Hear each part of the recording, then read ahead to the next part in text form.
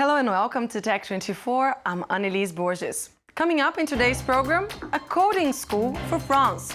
42 opens its doors in November, and we take a look at the final stages of the admission process. And in Test 24, we check out the new Ricoh's Theta, a camera for fully spherical images. But before we get to these stories, according to a study released last week by the Pew Research Center's Internet Project, some 15% of American adults do not use the internet.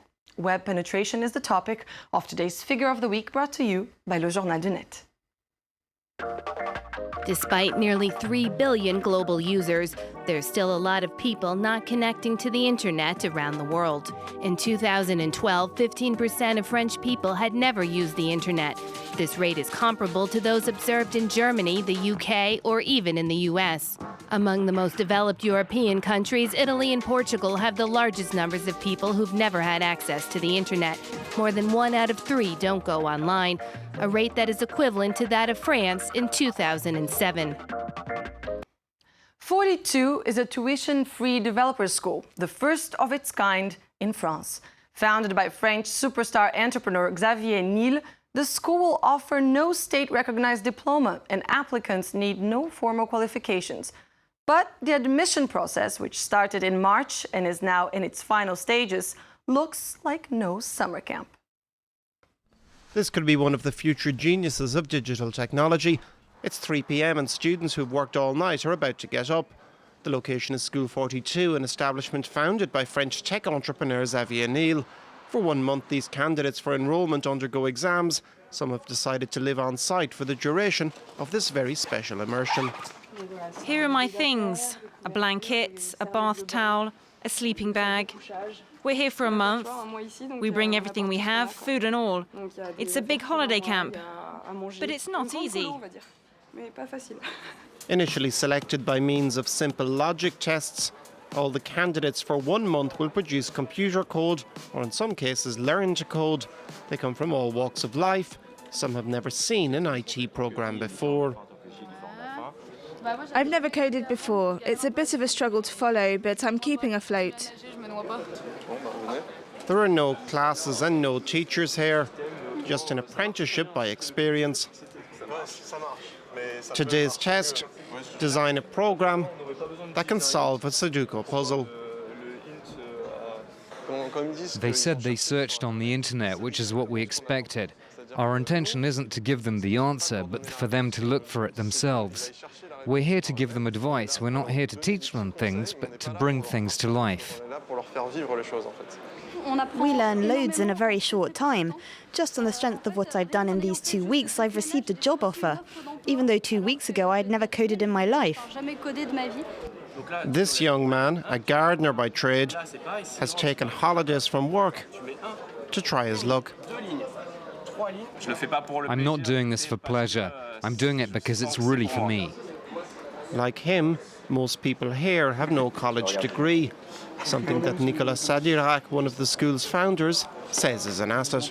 The traditional education system emphasizes certain values that are essentially discipline and fitting into the norm. We need the very opposite. We need diverse, innovative, creative people, because diversity gives a wealth of new ideas. In 2 weeks' time, almost 900 students will make up the first year's intake. Education at School 42 is free and lasts 3 years, at the end of which students will get no degree, but are almost certain of finding a job. And Marc Edwards joins me now. Marc, the man behind this initiative, Xavier Niel, has said, I quote, "The French education system isn't working," unquote. But France already trains some 16,000 computer engineers every year. So why the fuss about 42? Well, to be honest, Annelise, I think there's an element of the sort of novelty factor, if you will, and the entrepreneurial philanthropy behind it. As we've talked about, Xavier Niel, a tech giant innovator who doesn't mind taking on the big corporations. You know, let's not forget he brought Free Mobile to the company Free Mobile here to France, and who give really very, very reduced prices in terms of broadband. On top of that, we do have the aspect of the people people who are being chosen or who will be chosen will come from sort of disadvantaged backgrounds, from the banlieue, from people who don't really fit into the standard mould of the education system in France. On top of that, rote learning above is not going to be the way they do it. It's going to be self-learning and self-teaching, which is a fantastic way to go about it. And not long ago, we spoke in this show about Estonia being a reference for other countries in how it integrates computer programming into school curriculum. But that doesn't happen everywhere, right, Marc? We see that the private sector is still behind many initiatives like this School 42, for example. Well, you know, we looked at Estonia. They do have it. There's been a lot of progressive changes in the education system where they are introducing coding and computer science into sort of course, part of the core curriculum.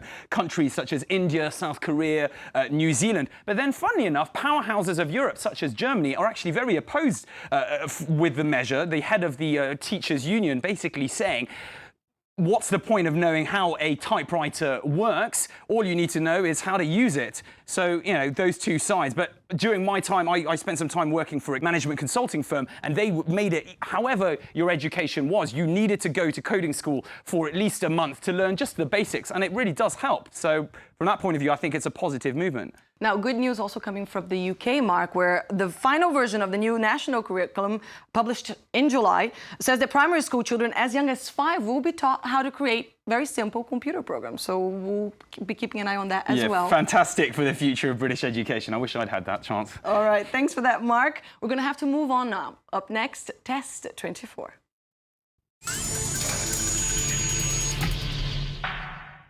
There's a number of smartphone apps out there that take 360-degree images, but Ricoh's new Theta camera is actually a lot cooler than that. Instead of stitching together panoramas and spinning around in circles to capture your entire surroundings, Theta has 2 opposite-facing cameras that capture fully spherical images. Marc has tested for us. Marc, what did you think?